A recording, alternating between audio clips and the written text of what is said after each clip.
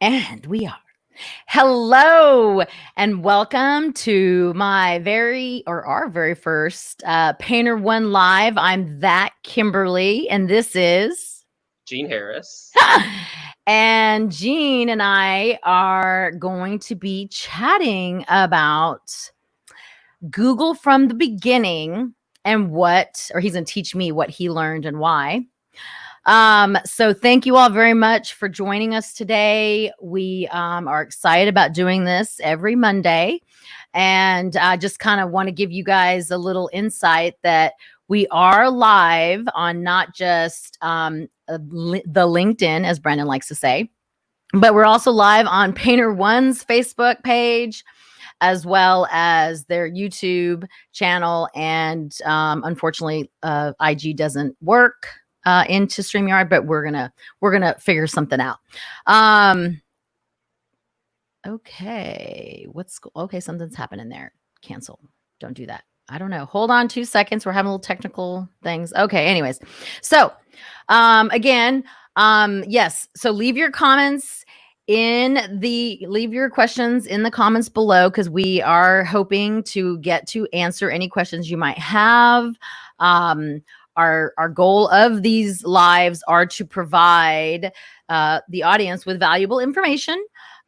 So whether it be, all things business, operations, sales, social media, what else can we talk about, Gene? There's lots. We can talk about a lot, right? Customer service, And firing people, yeah, recruiting, all of it. time management, organization, team meetings, things like that. So time management. Yeah, time management. Yeah. That's gonna be fun. Well, we'll have some good stuff about that. Yeah. So let's go ahead and kick this off. Something's going on with LinkedIn, but that's just technology. Anyways, so let's go ahead and jump into our very first live, which, as I said earlier, is about Google from the beginning and what aha moments Gene has learned and why, so he can get me educated. So yeah. Thanks, Kimberly. Happy to be here. And hopefully this turns into something we do quite often. But the goal, like she said, was for us to kind of share our life experience and our business experience. For me, anyway, that's probably the kind of my forte. But the purpose of today was, and how we come up with the idea was, it's Google, but then quotes from the beginning. And it was an aha moment for me when I was reviewing our reviews online for Painter One, which is a painting franchise that I own here in Indianapolis. And just reading through the reviews, I started to see a common theme, and it was like, whoa. Was it a good common theme? It was. It's funny. We have all 5 stars still right now. Okay. Keep that going. But yeah, it's funny that mostly people take their bad reviews and they're like, let's learn what we can learn from our bad review. What did we do wrong to make it right? But it was interesting how you can look into your good reviews too, and you can find some golden nuggets in there. Mm-hmm. And it was funny. It was just like after I was reading a whole bunch one night at the same time, I just kept hearing the same thing over and over and over again. And it was a comment. Say again. And that was. It was the comment from the beginning. Painter One ... From the very start to the very end, Painter One ... And I've got some copies I can show in a minute, or I guess it might make sense now to kind of do that. But I'll hold them up here. So here's one. I'm highlighted in yellow. It says the very beginning to the final walkthrough. Thank you, Scott Bushy. Yeah, 5-star from beginning to end. Wow, Charlotte, thank you. Yeah. Well organized from the first communication throughout the process until the completion. Thank you, Shelley. From the initial contact to the job completion. Yeah. Professional from start to finish. Tiara, thank you. Well, that's awesome.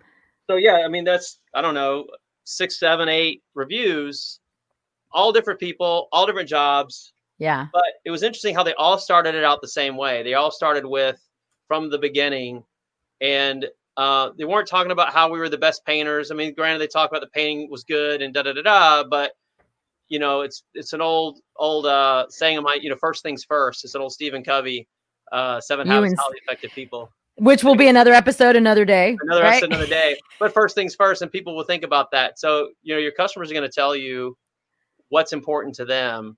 Um, and it was something we were already doing, right? So Mhm. something we already focused on, but not consciously was I focused on that. I was more focused on, how do we set ourselves apart from our competition, right? Because Yeah. anyone, this wall's not painted, but the ceiling is. Anyone can, just about. I mean, anyone can paint. Most people can paint, right? We're I not putting cannot, much I out there. cannot, do not throw that out there because I cannot paint. Majority of people, except for Kimberly, Yeah. um, you know, can paint a wall. You're not painting a Picasso, you're painting a wall. Yeah. And let's say like professionals. So we're a professional. There's several other companies. There's a lot of companies in our town who also can paint. Why did they choose us? Yeah. And it's really they chose us personally, not necessarily us because of our craftsmanship. Really, at the end of the day, Mhm. um, and it's something even back to my. And then it reminded me because back when I was running apartments, I used to tell our leasing consultants the same thing.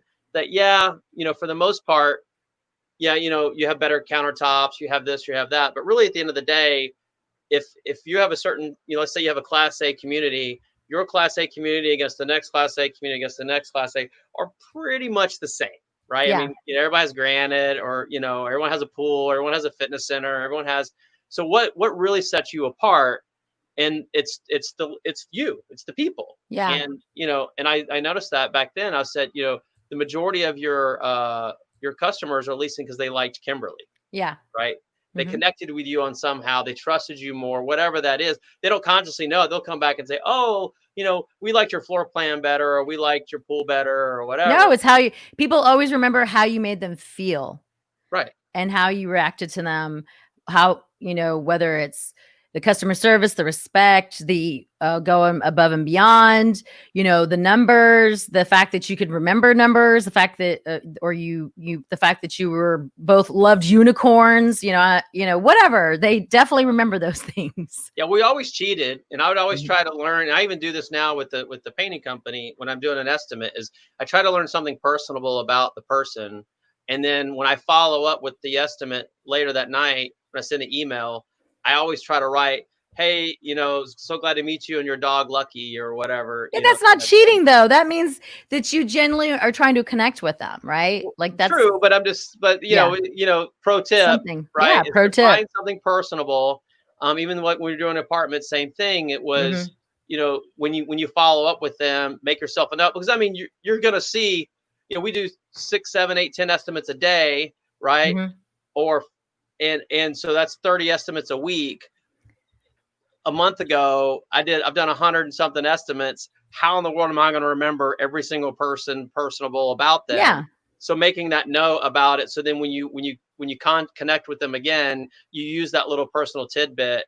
And it's just, that's just a selling point really at the end of the day. Yeah, But it's a pro tip for sure.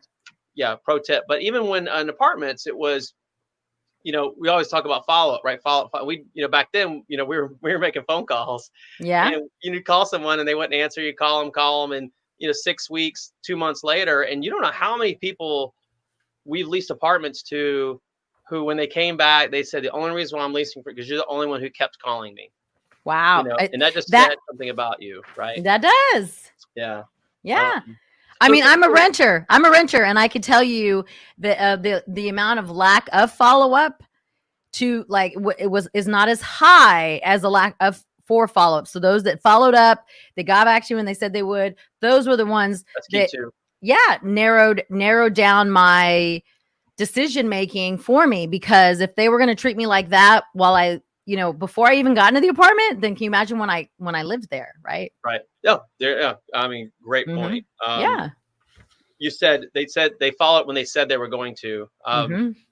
That's another key thing is if you say you're going to do something, do it. And so we're Yep. we have processes and things that we use internally to make sure that we don't those things don't get missed. Yeah. Um, and because before I even bought this franchise, you know, I got 3 painting estimates. Mm-hmm. One of them was perfect. They did everything they said they were going to do. The other 2 did not. One of them didn't even show up. They made the appointment, Ah. they never even showed up. And I hear a lot of that in our business too. They didn't even Yeah. show up for the appointment. I mean, everything, everything you do, you spend a lot of money on advertising to get the phone to ring. Mm-hmm. And customers can call anybody they want. The fact that the phone's ringing, you're 90% to getting that deal. 90%, in my opinion, it may be higher than that, but this is my number I came up with. But 90% of the work's been done. Now that's the easy part, and they don't even go to the estimate or show up for the appointment. But that's just a bad operator. That's a bad salesperson. That's bad. It's common.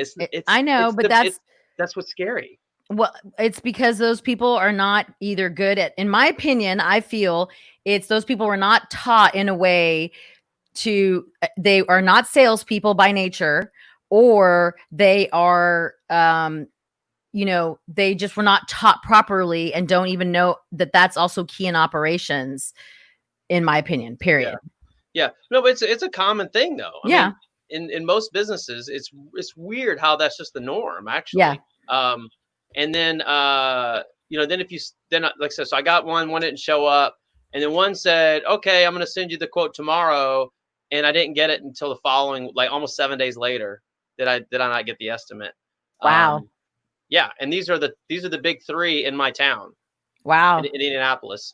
So these are the big three.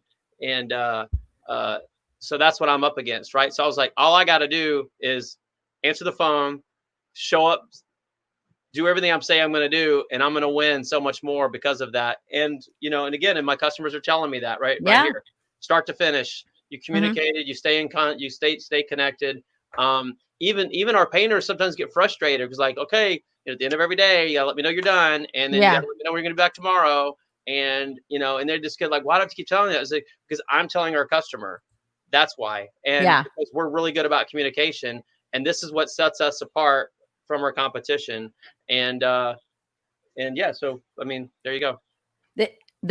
So looking at your common themes on whether it is, your reviews on Google, Facebook, you can get reviews from a lot of different places, but obviously the biggest portion of those come from Google.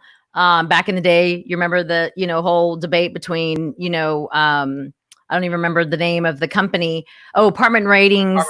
Yeah, and Yelp. But just everything has evolved tremendously where you can get reviews on just about every platform of service that you're, on, because they bring those reviews in, or they use a widget, for Google or for Yelp or whatever whatever it is. But I definitely have changed my consumer pattern, from all the way from being the renter to buying things, services, restaurants, to where I do go and look at the reviews now. I do. And I don't take them 100%, especially if they have just a few. And, I kind of feel bad sometimes for companies when I go, oh, they haven't even claimed their Google listing to even get their reviews. Aw. I mean, there's so much business out there to be had. But I just feel bad for them that nobody's at least told them, here's an extra free tool, that you can use if you go claim it and you start asking people to leave reviews on it. Right. Even the way Yelp services, they changed to more of I think it's a paid model, but you can still have a free, listing. I mean, I don't want to speak out of turn, but I'm just saying Google is number one. That they go, and Bing, apparently you can teach us a lot about Bing and their reviews, I'm sure, right? You love Bing, and it's still relative. It's not like it's AOL or anything, folks. I just like to tell people that, but you have educated me that Bing is important. I'm being serious. Yeah, it's a free web browser that people aren't focused on. Yeah, out there. They're getting there. They're pushing a lot of things that only help a business, especially one like yours and many others that people don't take advantage because they don't learn about those things, right? Or they're guided in the wrong direction. One of the two. It's funny how you brought up apartmentratings.com, because I was thinking about that before this too. Was like when Apartment Ratings first started, it was nothing but bad reviews. Reviewing wasn't a thing yet. It was just more or less. It was something that was created out of necessity because people moved in apartments all the time and realized it was a horrible apartment community. They have no way of sharing the information to tell people. Yeah. And so really, it was just negative. And now reviews separately have grown into such a thing, like you say. we really talk reviews from the very beginning of our first contact with customers. Yeah. Talk Everybody about, should. we talk, yeah, absolutely. Everybody should. You should not be afraid of them. You should embrace them and really, really harp on them, push on them. And it's funny how it's kind of, I'm using it to my advantage because That's a pro tip from Gene, people. I use it to my advantage. I tell customers, I'm like, I'm all about at the end of the day, you know how you can help me best is by leaving me a review. I'm Yeah. going to ask for the review at the end, just so you know. And I do this in the very beginning. I'm going to ask for the review. I want the review. Those are very important. Mm-hmm. And customers appreciate that because they're like, this, they like, look, I trust myself enough that I'm willing to put it out there, that I'm asking, that I know I'm going to do such a good job. I'm probably going to get a good review out of you when we're all said and done. Yeah.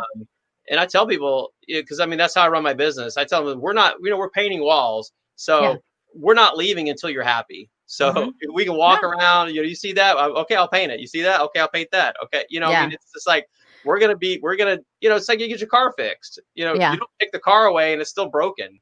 Yeah. Stay there until it's fixed. So it's the mindset that people don't understand, that it's okay to leave a review, and then also if it's bad, to respond to that review. If it's good, respond to that review. Like, it's not bad or good. People respond to everything, even your social media comments. Like, don't hide from and put your head in the sand. But it's awesome that you tell your clients in advance, I'm going to ask this. And you didn't say, leave me a good, you said, I'm going to ask for your review, period. Whatever that looks like. Right.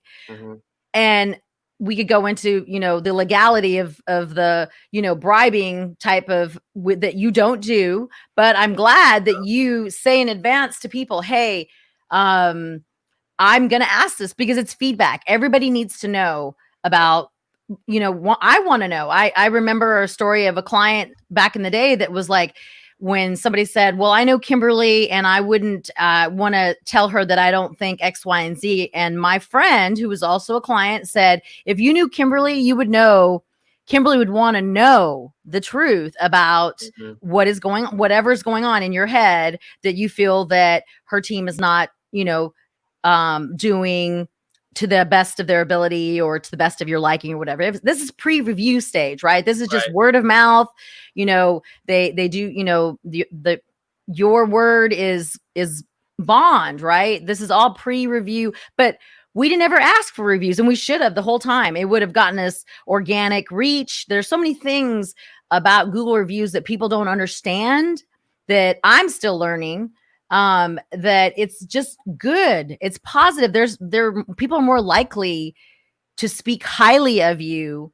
There's for every, I think there was a stat a long time ago, people will tell hundreds of people about how they had an awful experience, but rarely do they tell people they had a good experience unless you ask them, like, will you please, give me your feedback wherever you want to, Facebook, Google, whatever it is. Back then, I think it was just Yelp. And Google. But my point being is, you have to ask, right? And if you don't ask and you're not honest and saying, hey, I really want to know, and I'm okay with it if it's not good, whatever. It's not like you're just saying, just give me feedback, right? Yeah. Because how are we going to know how to fix things? Exactly. Yeah. I mean, I couldn't say any better myself. Really. What? So what? How do you fix? I have to ask this question then, because it is what you're doing is, to the masses. How do you make something right? If it is a, say maybe it's not a 5-star, say it's like 1 or 2, and it doesn't matter, because at the end of the day, you are the owner, even though at the end of the day, the buck stops with you. Yeah. So how do you fix, like, somebody that, and it was not in your, I mean, we don't have to mention names, but no, it's a really good question. And this is going to sound very, I don't know what the right word is for this. Like, almost dodging. I'm not going to dodge the question. I'll answer the question, but I want to preface it with, I have one of my favorite sayings all the time. And everyone get a pen and paper, write this down, because every time I've said it, people are like, "Oh, wow, that is really good." I like pro tip, and easy to digest. It's plan and prevent, or react and repent. Like it. Plan and prevent, or react and repent. So my point is, I spend so much more time on the front end of planning and preventing and really trying to make sure the customer's happy. I Mm-hmm. really do. Invest a ton of energy, a ton of training. We can go on later. We'll probably have a podcast. Yeah. That's what We'll have a about live. We'll have a live of this. Yes. We'll have turn a it into a live of this podcast about later. hiring the right people. Yes. I always say I'll hire the person. I can train you how to push the buttons and turn the knobs. So Yeah. if you hire people right and they're already just naturally want to help someone and naturally Mm-hmm. want to do good, you're not going to get to the bad reviews. But you can't help that, right? You're gonna have a bad review, Yeah. and I can tell you this that 99 all the ones that I can think of, Painter One, we have one bad review right now. It's on Facebook. You can go Mm-hmm. find it. Okay. It's out there. I have one. That's it. And it was a situation where I actually fired the customer. Mm. And there's another one we can hold talk Yeah. about how recognizing that and seeing that sometimes you just got to say, hey, we just Yep. can't do business with you. Because I just kept seeing like the warning signs coming at me. Yeah. But so it is what it is. You can't make everybody happy, and as long as Correct. you tried, and so for me it would just be, which I did on this situation. I'll use that as an example. But I just went online and said, hey, this is what we did. This is what I tried to do. Here's what I left. This is the way I left it, etc. Sorry, we couldn't meet eye to eye. Sometimes it's going to happen. Yeah. Sometimes no matter what you do, and we all know there's some people. Sometimes that happens. It just got so sideways and so far out of the way that you're just going to end up with a bad review. But as long as you, the business owner or the customer service person or whoever you are, to your client, as long as you genuinely try to do everything you could for that person, That's all that matters. in the end, I mean, that's all you can ask for. And you can say, Yeah. hey, this is what happened. Yep, that happened. I apologize for it. I made compensation for it, and I'm so sorry it happened. Not everybody's perfect. For me, it was a situation where I had a painter didn't show up. He Mm-hmm. quit on us, or he's supposed to show up. I've never talked to him ever. I've never talked to him since that day. Mm. It just, people quit. Things Yeah. happen. Whatever. But we were trying to address it, and he didn't agree with how we were dealing with it, and it left it. So, but things like that happen. So I don't know. You just need to. You could state your side of the case, side of the story, and it is what it is. Yeah. And it's out there, and it's fine that it's out there. But Yeah. I would say this too. I just thought of something else. It's very, very easy to do everything when everything goes right. I always say this. No one goes to watch the movie where someone went on a trip, they got on an airplane, they landed, they went and laid out the beach for a whole week, drank margaritas or their favorite cold beverage, went to the hotel, got on back plane, flew home, and nothing went wrong. Yeah. No one watches that movie. Yeah. No one pays to watch that movie. Everyone watches the movie where on the way to the airport, the car broke down, and then they had to get a ride, and then there was a crazy person in the car. Yeah. And TSA held them up, and this went crazy, and that went crazy. It's when things break, right? So I always say, that's what I teach my team. I was like, our best opportunity to shine is when something doesn't go right. Yeah. How do we resolve it? How do we get in front of it? That's our time. That's really our time to show up and show how we're better than everybody else, is to when things start going wrong or things break, how do we fix it? And like I said, before, we really work on getting ahead of it and try to do that. So really, when I do get the bad review, that's really my opportunity to show the world that how much better I am, honestly, at taking care of the customer.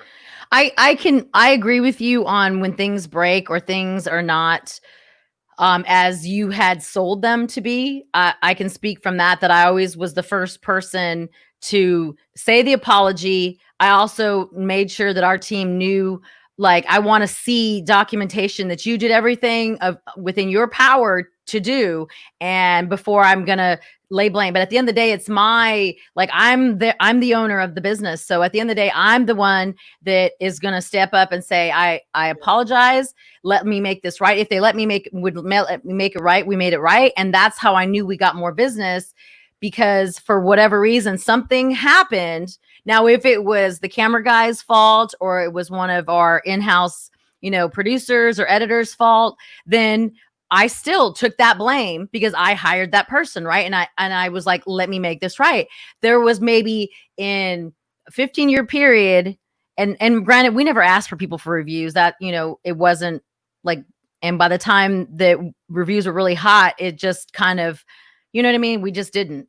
But I won't make that mistake twice. But my point is that when it was the client's doing, and it was something that I knew, like you said, had to fire the client, I just went ahead and say, thank you very much. And we just called it a day. We just called it even. Like I'm not like, I can't make you happy anymore. I've jumped through too many hoops, and those are tough calls, but it's how you handle it. And I always felt like, I know I wanted me and anyone that I worked with to take the high road, and that person on the other end knows that what that they did was wrong. We don't need to rub their face in it. We just move on, right? You can't. Why slam someone? It's not. It's worth it. And to that point too, as a business owner, you can't talk to every single customer if you want to scale, right? Yeah. It's easy when you're small. And so the next level to that is really, and this is tough, most people can't do this, is you have to empower your people to do whatever it takes to make the customer happy, period. And that's a whole nother live show. We're talking about all the future live shows coming up. Yeah, absolutely. There's so much. Where I was very successful. But seriously, you have to empower your people and really, like, carte blanche. You can do whatever it takes to make the customer happy, period. And you have to empower them and trust them to do that. And you'll watch your business grow tenfold. Yeah. The customer's happiness will grow tenfold as well, because your people will be happier too. Because we've all been in that situation where we're the low man on the totem pole and the customer's yelling at us and we have no power to do anything about it, right? Yeah. We're miserable there because that's just not a fun place to be. You're getting yelled at all the time. But all of a sudden, when I'm empowered to do something, not only is your customer going to be happier, but your people are going to be happier too, because they can solve the problem and they don't have to come to you and worry about your retribution. If they did something to make the customer happy, you're not going to come back at them for it. 100%. You definitely, I got better at empowering. I do realize that I'm not the, I enjoyed my time of being a business owner. I enjoyed the roller coaster ride, but I also realized I love the chase. I don't like to manage people. I was lucky and I had, Janet, my right hand, like she was the other half of me that she managed the people. But there are things in that business that I learned that I would do again. I love, and then I would change all the things that I know that I could have done better. But it is definitely not for the faint of heart to run, whether it's a $1 billion asset, in your case, or a painter one, or a video production company. In my case, like, it is a business that you do have to have you on point all the time. And you have to have those certain skills that we'll be talking about in the future, from, hiring to firing. I heard a quote from my all-time favorite, Gary Vee, says, was it hiring is guessing and firing is knowing? And and I was like, dang, I wish I'd have done the firing quicker. We hated to let people go, right? So, yes. So I always say slow to hire, quick to fire. Well. So it's another one. It's definitely, those will be the euphemisms or the sayings we get to throw around. But yes, we can do it. Let's make a note for another show. We'll do a whole other show on that. We will have lots. So with that, we will wrap up. Do you have any ending thoughts for our very first Painter One Live today, Gene? No. No, any thoughts? That's it. No. If I did, we would need another half hour probably. Yeah, we definitely. But no, I do appreciate you for jumping on with me and trying this out. We'll be here on Monday in between the lunch hour. So if you are catching us on the replay, make sure you leave in the comments where you watched us from. Maybe leave a suggestion for next week's live. And or a question if you had from this one. We will definitely be monitoring those to get back to them, and hopefully people will know we're here next week and they will join us. And we appreciate everybody watching this on the replay as well. And again, we are willing to answer operations, sales, customer service, social media, hiring, human resources, man, you name it. It doesn't matter the topic. Gene or myself, mostly Gene, but can help. I'm just kidding. I think we got 50-50 split on that one. Okay. Yeah, I do too. So we're taking all topics and all questions. Please join us next week we'll be here. Would you say 12:30 is better for you, or is 12 on the high hour better for you, Gene? Central. That's fine. Whatever one's fine. We can do 12 p.m. Eastern. That means 11 my time. I'm That's okay with that. That's okay either way. That's fine. Okay. Well, we'll let the audience decide. We'll look There you at go. this stat. There you go. Yeah, tell us. But Tell for us which sure, one works Monday we'll better be for you. here. Yes, absolutely. All So right. thanks again, and we'll see you guys next week. Bye. Bye.